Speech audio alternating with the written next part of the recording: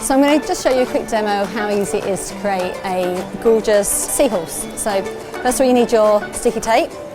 Now that is really important. It just stops the stencil wiggling about. So we don't want the stencil to wiggle, so we're going to put some sticky tape there, which is there. And then we're going to choose our colours. So I'm going to go for dark orange. As you can see, there's no mess. I'm going to give it a shake. Look, nothing's happening. I'm just going to squeeze it and I'm going to dab. So giving it a nice little bounce. And then I think I'm going to add into that a little bit of yellow, okay? So you might see here that it's a bit messy because I've mixed the colours. So I just can sort that out by giving it a wipe. And that makes that all nice and clean again. So no worries about mixing paints and mixing colours. And then I'm going to mix that with a pink colours. And then I think I might just add a little bit of black. And then I'm going to just take off the excess paint with my tissue. And then I'm going to peel it off.